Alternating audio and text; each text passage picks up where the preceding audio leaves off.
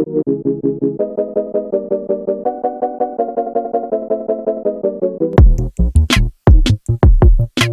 y'all, it's Tasha. I am back with another Married at First Sight review. I mean, I feel like these weeks are flying by, but then they're not because they're only on week 3 of marriage. Oh, Married at First Sight, I wish they would stop dragging out these episodes so long. Some of it is not necessary, y'all. But it's neither here nor there. We're here to talk about the episode this week, so that's what I'm going to stick with doing. Please, before you get out of here today, don't forget to hit that subscribe button below. We are on the road to 1K. Please like, share, subscribe, all that good stuff, okay? Let's jump right into the episode because I took a lot of notes. We got a lot to talk about today, okay? All right. So we're going to jump in with Woody and Amani, who opened up the episode, and they show them waking up, about to go brush their teeth. And Woody is already like, ugh, girl, you tempted me with your flesh. When they panned the camera out and Amani had on a t-shirt and some lounge pants, I was like, Woody, really? Anything tempts your flesh, sir. And she was like basically the same thing. My ankles tempt your flesh. Like, you just like your wife, Woody. That's all it is to it. Anything she does tempts your flesh. Sit down, sir. But they're just so cute. We see Amelia and Bennett start with their little chore draft that they talked about doing in a previous episode to help with the chores around the house, because we see that Bennett seems to be a little bit more tidy than Amelia. We saw that in just them expressing it and her really picking the, I don't want to say mindless, but picking the chores that really required no effort. And then, y'all, when she crossed her legs and I saw the bottom of her feet,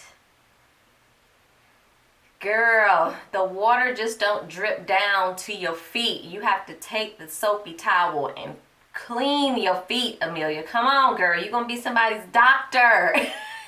Need you to do better in the hygiene department, okay? But it seems like I see that's where Bennett gets the most frustrated with her. Seems to be when it comes to that.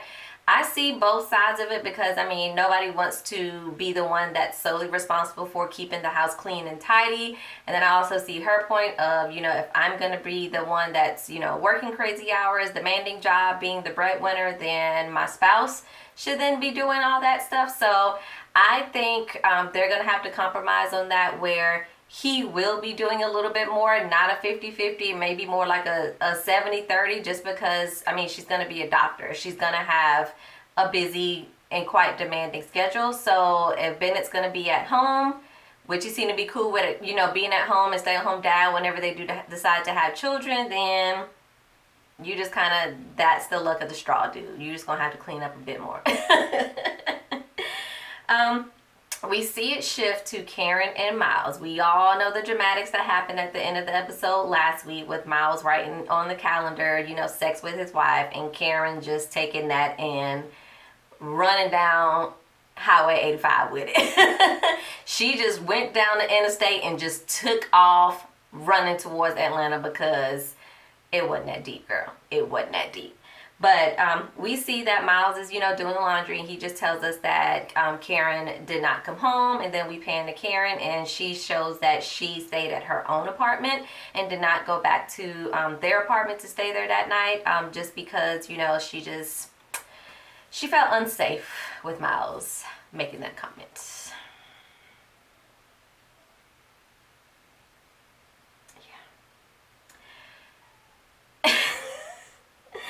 Y'all, she just wore me out. I mean, by the end of the episode, and we'll get there, she kind of, you know, came back around to it, but she just completely wore me out because, again, any little thing this man does, she flips it around as if, well, is that his true intentions? Is that what he really wants? Girl, this man has been nothing but a gentleman with you. Why now all of a sudden is he going to turn into this crazy lunatic who just wants to use you for sex? Karen, no. If he just wanted to have sex with women, he probably wouldn't have gotten married. He would just been out here in these streets having sex with women. Stop it, girl. Stop it. Oh gosh, we see Woody and Amani. They're doing some chores. She's cleaning up. He's doing some breakfast. We kind of see just a peek of COVID starting to come in when we see Amani looking online, and she mentions that sanitizer is on back order. So I'm wondering in the next couple weeks if we're gonna see like when quarantine really starts happening and how production looks and how that affects everything. But they have a conversation about basically spanking and disciplining their children, which I do appreciate people having this conversation early on, because that could be a big deal. And once the kids are here, ain't nothing you can do about it at that point. So they talk about how, Woody's like, I kind of grew up getting spankings and I'm fine because it really kind of taught me boundaries. And Amani's like, I didn't get spanked and I think I turned out pretty well. And she's like, you ain't spanking my babies. If you spank them, I'ma spank you. But he was at least open enough to hear what she had to say about her feeling like that's a bit of corporal punishment, and him understanding that and being like, okay, I get it. So I think that is something that at least they're both open to having the discussion. I think they are going to have to compromise one way or another. I don't know how meeting in the middle looks like when it comes to spanking children. Do it once a quarter? I don't know what that looks like. So I feel like somebody's going to have to lean either way, because they seem to have been brought up differently and feel that how they had both been brought up, was good enough for them. So that's really going to be a decision they have to come to together to then see how they want to take, both of their upbringings and combine that into what is going to work for their family. So I hope they can work it out. We see Olivia and Brett go rock climbing because that's something he enjoys doing. So she's on board with going to go try it because he likes to do this a couple times a month. And of course, we see Brett in a great mood because whenever it's anything that he likes to do, he's in a fabulous mood. It's getting old real fast. But I'm finding that that's the trend with him. Whenever it's things that he likes to do, that's when he's in the good mood. When he's doing this, when he was helping her with her budget, he's in a great mood. It's like he can only be in a good mood when it's something that he likes or he feels like he's in charge of the situation, which I do not like about him at all, because it's one thing to not just enjoy certain activities, but you kind of just put a face on and go through it because it makes the other person happy. He's just, when it's something he doesn't want to do, he is such a sourpuss, and it just aggravates me that it's like everything is not going to be about what you like to do and you want to do, and that should not be the only time that you're happy. Life does not work that way when you have a spouse, sir. So if you were looking for that, or maybe you need to find somebody who was only into the activities you were in, because somebody that has different activities, he ain't down for it, and he just gets on my nerves. He gets on my nerves. Once we come back, we see Karen return to the apartment, and her and Miles are able to have a conversation about the comment he made, this conversation that he tried to approach with intimacy. She says, it really upset her. She could hardly sleep just because he wrote sex with his wife on the calendar. I mean, okay. Said that it made her feel disrespected and unsafe. Now, I can't say that her feelings are not validated because they are her feelings, but do I feel like she was overly dramatic? Hell yes. I think it was so dramatic because it's not like Miles approached the situation as he's getting undressed or forcing her on the bed or forcing her to get undressed or, showing himself. Like, he was not doing all of that. He was simply trying to have a conversation with her about intimacy, and then when it couldn't go there, I felt like he used, putting that on the calendar as a joke, and the joke just went totally left with Karen. So, again, can't say her feelings aren't validated because it's her feelings, but in my opinion, it was not worth what he said and what he did. But of course, Miles, being the gentleman that he is, he apologized to her and said, I see how you could feel that way. Didn't mean it that way. I do apologize. So I'm just like, Karen, see the man for who he is, girl. Please, and stop nitpicking at all these little things. That if you're picking at these things, when it really becomes a huge issue for y'all in like a big situation in the marriage, y'all not gonna make it, because if you can't handle the small things, the big things, that even the intimacy, children, if y'all ever had to move, job issues, money issues, how are you going to approach those things and deal with it if you can't even deal with this, which is a minor issue of discussing intimacy? He's not jumping your bones, he's not trying to rape you, he is discussing intimacy with you, girl.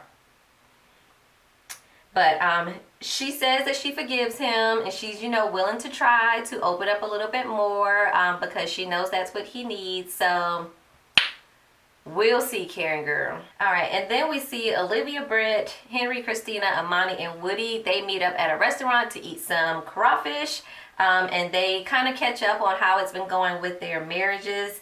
They all kind of agree that it seems like week 3 was a bit of a breakthrough for them, which all seems really good. I mean, y'all, Henry and Christina look like a real couple out here. They look like a legit couple in these streets. I was like, okay, is it still enough to make them work? Probably not. But they look a little bit more comfortable around each other, which made it a little less awkward for us watching the situation, Henry was really more comfortable talking to people. We don't see like him having the twitch as much. I think he's getting used to not only being around the other couples, but with the cameras and things being there. I feel like he's finally making that adjustment period. So that was exciting to see. Christina makes a joke that she's pregnant, and everybody's like, what? Like, y'all, nobody believed you was pregnant, girl. Y'all, we know y'all ain't even kissing. You ain't pregnant. Bad joke. We see Amani step aside, and her and Henry have a little bit of a conversation together. I like that. It seems like Amani and Woody are like putting off as being like the vet marriage couple or something. Like, y'all got married all at the same time. They know nothing more than you guys know either. But it's funny that in the settings that they're always in, Woody and Amani usually is the one like giving some sort of advice to the other couples, which, what they doing seem to be working, so I guess give it out and see how it goes. But Amani talks to Henry and kind of asks him, how's it going? How's it going with the affection? And he's pretty much brutally honest with her of, saying that it's really been difficult to kind of navigate being intimate or being affectionate with her, because really her impatience has been a huge issue for him, and he told Amani that truly is a deal breaker for him, of how she's been impatient with him, she's been impatient with production and things like that. So she was able to tell him that, and he straight up told Amani that, if that didn't change, it's a 0% chance that they will stay married. So I was like, well, that laid it out there now, didn't it? And then after they talk, we see Christina, Amani, and Olivia then get together, and Christina, of course, asks her, so you talked to my husband, how did it go? So Amani was real straightforward, like she's always been. She really told her exactly what Henry shared with her, and Christina seemed a little bit shocked that he told her that that her impatience bothered him, and that was a deal breaker. Now, I don't remember him expressing to her that that's a deal breaker, but if I'm not mistaken, he did tell her that her impatience bothered him. Tell me if I'm wrong, but I thought he's already told that to her in a previous episode, that the impatience was an issue for him. So I'm not sure why that was really a surprise, but of course, Christina being Christina took it very personal, just started being pretty aggressive in the sense of trying to defend herself to Amani. And I'm like, that's not really the person you need to be defending yourself to. She's just coming back as the messenger to tell you what your husband told her, since you did ask her what he said. You got to be prepared for the answer, honey. Good or bad, it is what it is. And then, I mean, you can't fault him. Maybe he feels more comfortable talking to Amani because, she doesn't have to have that intimate or romantic relationship with Amani, so he feels more freely open to talk to her, versus Christina, she's showing that she's been impatient, snappy, attitude, things like that. So of course he's going to be a bit reserved in what he tells her because of her behavior that she's shown thus far. He probably is not sure how she would receive that. So, whatever. After that, so we see them, and then we turn around and see Amelia and Bennett and Karen and Miles go play bocce ball. I think that's what it's called. It's what I have in my notes here on my phone. Bocce ball. And y'all, Amelia, every scene she comes on, I'm just waiting for what fashion choice she gonna make, because it is all over the place, honey. Like, I can't even describe her fashion sense at this point. I'm like, y'all are outdoors. Granted, it's not a very vigorous sport, but she's out here in like some patterned pants, a little jazzy blazer, and a fuzzy hat. I'm like, what are we doing? Huh? What are we doing, Amelia? What are we doing? But the funny thing is, it's because it's her. You like, it looks weird, but you like, whatever. It's Amelia. Whatever. So before they get the game started, Bennett is like, let's put a little bit of wager on this. You know, whoever wins the most games, what should happen or whatever. So then they decide that it's going to be a kiss. And of course, Karen's like, here we go again. I got to show PDA and I got to kiss my husband. Oh my God, kill me now. But so they decide on, you know, the winner gets to tell the loser to kiss them wherever place on the body. So we see Bennett win, Amelia kisses him on his belly button, and then Miles gets a kiss on the forehead. And then as the game progresses and Miles wins at the end, they kind of ask Bennett and Amelia, you know, where should she kiss me, you know, now? This was the last game. And then Bennett's like, right on the lips. Get one right on the lips. So Miles gets another kiss at, you know, basically as a result of winning the bet, not necessarily because Karen wanted to. But he gets a kiss, and it was hilarious when they showed the next clip with Bennett and those pigtails, and Bennett saying, "You're welcome, Miles." It was hilarious just for him to be there in those pigtails, and for him to be like, I got your back. I'm going to get you a kiss. Don't worry about it. But that was so funny. I died when they showed that.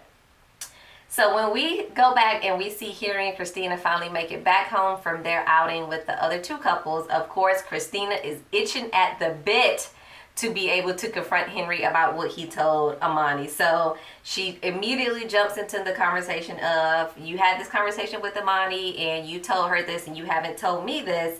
And then she's really jumping into, you know, seeing, you know, well, what do you want from this? Do you see a future with this? I don't understand why you wouldn't come and talk to me. Like, she is just going a mile a minute with spitting out how she feels, her frustrations, and Henry isn't really able to get a word in edgewise.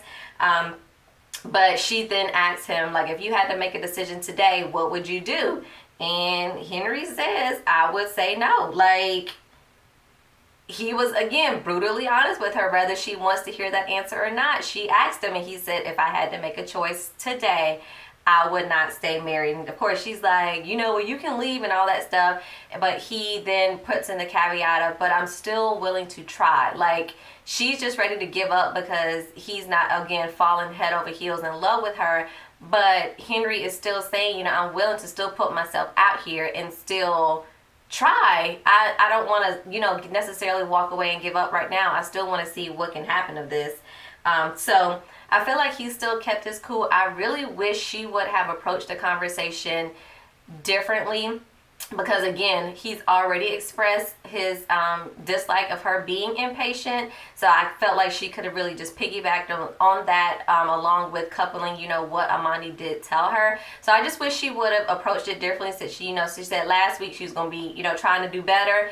This was the perfect situation to show that you're trying to do better. All right, and then we see Karen and Miles recap their day with Bennett and Amelia and said they kind of feel married-ish, you know, just a little bit. So they talked a little bit after, while they're just sitting at the table, just to get to know a little bit more details about each other, like birthmarks, favorite colors, shoe size, shoes, all that stuff. She is letting him touch a little bit more on her. So, you know, touching her leg, touching her arm, touching her face when she's not completely looking disgusted, like she wants him to stop touching her. So I just hope she can continue moving forward, because I feel like she's shown us sometimes where she'd be like, oh, I'm going to try and I'm going to do this. And she'll take one step forward and you get hopeful, and then she takes 2 steps back, and it's like, girl, if we confused all in a roller coaster, I know Miles don't know what the hell to do. He probably just like I try to make her laugh. I try to be serious. I try to be helpful. Like, I don't know what to do because she just so hot and cold depending on what's going on. So I can't blame the guy, but what else can we do with Karen? Miles and Woody meet up and we see them get haircuts together and talk about, how crazy this process has been. And if, you would have asked them before they got started, you would have probably said that Miles would have been the one that's in love and Woody would have been the one that's like not too sure about this, but it seems to have flip-flopped the situation where Miles is like, I don't know about my wife. I don't know how I'm going to make this. And Woody, on the other hand, is like, nah, dude, I love my wife. So he talks about, of course, how he thinks he loves Amani, and then Miles is able to share how it's just been a struggle. And Miles says, he's a little bit shocked, but he really says that he hopes that Miles is able to really express himself so that he doesn't compromise what he wants out of the marriage, which I think Miles still just continues to need to hear, because kind of that's what Pastor Cal told him of. You kind of need to make sure you're getting what you need out of this as well, because he's just such a giver, and as long as she's happy, he's happy. But I'm glad that Woody was able to tell him now, like, I understand you want to make, her happy, but, your happiness should not be compromised because you want to make her so happy. But I just love this moment, y'all. The moment of them being in the barbershop together, being able to talk, being able to be so open as two black men on national TV. I thought this was the best part of the episode, just to see them be completely open and vulnerable about each other and how they're feeling, and to just really be friends and supportive of each other in that moment. So this was my favorite scene from the episode this week. All right, and then when we go back to Bennett and Amelia, we see Bennett preparing dinner for Amelia because he said he wanted to show his appreciation for her since she took care of him when he was sick just a few days ago. So he's cooking some, I believe it was some tofu and asparagus, and then he tells her that he has a surprise coming. So right after that, you hear a knock on the door. And when Amelia opens the door, you see two of the weirdest looking people ever. Like, one of them had on like ram horns coming around their face. Other one had on some type of headpiece, head wrap. Child, I don't know. I don't know if Bennett requested them to dress like that, or that's just how they popped up. But Bennett's friends. But he invited his friends over because he wanted them to sing a song for Amelia, which was super sweet. So it was a cute little scene. And y'all know Amelia she loves his stinking butt. So she loves anything that he does for her. So she was all over it. The song was so sweet. I thank him so much for doing that for me. So regardless of how crazy these people look, Amelia, she's the one that can definitely appreciate whatever it is that Bennett's going to do for her. But she said she got chills, but it just continues to blow my mind how, how you say your fly match my fly, like your dorkiness matches my dorkiness. Like, I don't know any other people that would be able to appreciate some of the things that the other one does. I mean, especially because they don't know each other. It's different when you know somebody and you know their dorky and quirky ways, but when you don't know them and you're just doing these things and they end up absolutely loving it, it's like, y'all were made for each other.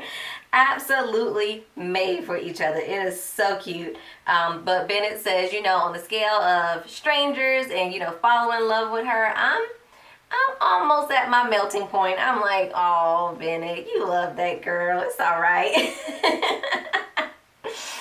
And then when we go back to Karen and Miles, we see them going to some type of class. I didn't catch the name of it if they did happen to say the name, but it's basically a class to help them grow in their closeness in her effort to trying to be a little bit more close to him. So we see that they're kind of sitting back to back and doing some deep breathing to connect with each other. And then Miles lays on his back and Karen, the instructor tells her to, remove his socks and start, getting a towel and massaging his feet. And of course, Karen's like, his feet? Okay, I'm gonna do it. So she does it, and then she kind of works her way up doing massages and doing some stretching. Miles says that he enjoys it, and y'all, Karen told us this episode that she's attracted to him. I about fell out of my chair. I'm like, you are attracted to him? Really? Really? Okay, she said she's attracted to him, and she said she wanted physical intimacy, y'all. Open the floodgates of heaven. Have we finally made a breakthrough with Karen, y'all? Have we? I'm not going to get my hopes up because I know how she do me, and next week she'll be back on the BS. So I'm not going there yet, but I was proud of her for saying that and moving forward, because I honestly believe she wasn't attracted to him and she wasn't interested in moving that direction with him, but she says she is, so we'll see how it goes, girl. Olivia and Brett, they go out to trivia with her friends because that's something that she enjoys doing. And this is when Brett proved my point. Earlier when I said they went rock climbing and he's like all over it, he loves it. He's telling her, great job, you're almost there, you almost got it. And she loves that he's giving her like these affirmations and, you know, encouraging her to continue going because it's something that he likes. We flip and we come to trivia. He got the stick up his behind again, and he has this stank attitude because, again, it's not something that he's quote-unquote the best at or his idea of fun or something that he can take charge and show her how to do. So now he's in a funk again. He's like not interested in the trivia. Her friends are asking him like, come on, what's the answer? Or what do you think? And he's just like, this is not trivia. Like, dude, it's trivia. Just jump in there. If you didn't want to be there and didn't want to do it, you should have just told Olivia that, and then she could have went and had a good time by herself with her friends, and not you then bring her down and bring the mood down because you think this trivia is just not up to par to what you expect trivia to be. He gets on my nerves, y'all. He gets on my nerves with that nasty, arrogant attitude. Whenever it's something that she likes and she wants to do, he turns this attitude on every single time. Please leave him, Olivia. You need better than him because this going hot and being cold, this ain't what you want to deal with for the rest of your life. Just leave him alone. But he just continues to show that because that's what he did at the swamp last week. He wasn't interested. He eventually came around just a tad bit at the end, but he had the same funky attitude at the beginning that he did when they went to trivia this week. He gets on my nerves. Bennett and Amelia, they go on a bike ride, and they just look so cute, holding hands, riding down the... They just so cute, riding down the road. They sit in the swing, and Bennett asks Amelia, you know, if there's anything that he's done so far that has annoyed her, and she's like, I can't really think of anything, and then he tells her that her dishwashing skills are not really up to par, that she doesn't really, you know, clean the outside of things that they don't eat out. So the outer side of the plate or the outer side of the cup, she just forgets that part and doesn't clean it. So she's like, okay, I'll do better. But then Bennett tries to call out some things that he feel like he's not good at. He tries to call those out to her to see if, like, does that not bother you? Do you not like that? And Amelia's just like, it's cool, I'm fine, I don't care, I do the same thing. She just seems to be so easygoing, and he seems to be a little bit annoyed by that for some reason, and I think it may be a little bit of self-reflection coming off from what he see that he's done in previous relationships, because he said previously he would be the person that's kind of, you know, just falling head over heels, doing everything, accommodating the person, and I think he feels like maybe that's what Amelia's doing, even if it's just strictly her personality. He's portraying kind of how he felt in that situation to how she may be feeling, which I don't think is the same for them. So I think he's just going to have to get over that. I just think she really does just go with the flow. We see Amani and Woody go on their first date, and they looking all clean and dapper. They look so cute, and he just can't keep his eyes off of her, which I love. He loves her hair. He loves the way she dressed. He just loves everything about Amani's dirty drawers. You hear me? But it is just so cute. And then Woody asks her if it scares her that he loves her. And she says, you know, a little bit yes and no, because I don't want to feel pressure to be in the same place as you, although I'm not quite there yet. And then a little bit yes, because I want to make sure that I keep you there and we continue to progress, and whatever I say or do doesn't kind of set us back. So I get what she's saying, but I think as long as she just continues to do what she's doing, listen, Woody's gonna be all over her like white on rice. So I don't think she can do too much to really mess it up. And I mean, just the longer that they're together, she's gonna end up falling for him just as he's falling for her, just not so quickly. But I just want him just to continue to be the gentleman and be patient with her. And I just don't want him to pressure her to be at that stage of love just because he's there. Just let her continue to take her time, because I don't think she's far behind, but don't push it, Woody, okay? All right, and then we finish, let me make sure. And then we finish off the episode with Henry and Christina asking some questions from a bowl. Really just saying, you know, going back and forth, kind of a little bit more of what they did last week.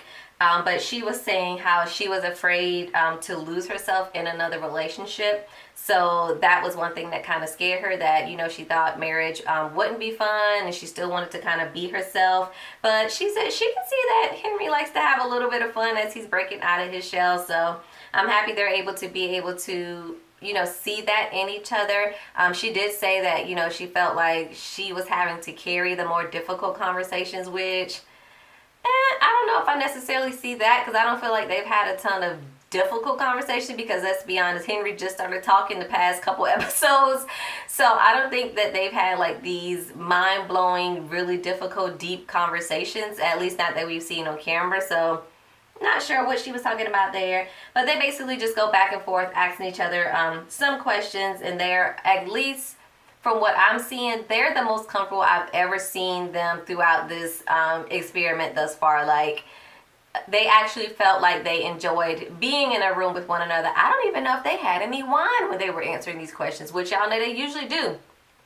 But I don't even know if they had wine this time. Like, they were just genuinely trying to enjoy each other's company. So yeah, that was different. But I would think in order for them to see a difference, they would have to be in this experiment for like a year before I believe we saw like a breakthrough. So I don't know what's going to happen to them at this point, because I do feel like that they've made a turn, hopefully for the better, and it doesn't backtrack as they go on into the rest of the weeks, especially once COVID kicks in and they're kind of quarantined together.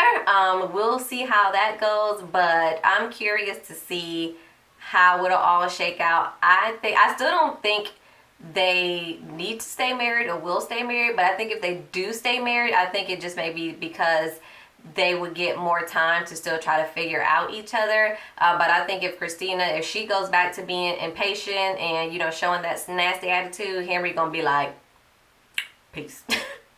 I'm out. Catch y'all next time. But that was the episode this week. I thought it was a really good episode this week. Let me know you guys' thoughts below. How are y'all feeling? What did y'all think about Henry and Christina this week? I mean, what did y'all feel about Miles and Karen? I mean, do you feel like they finally had a breakthrough, or Karen gonna come through next week and be a Karen again?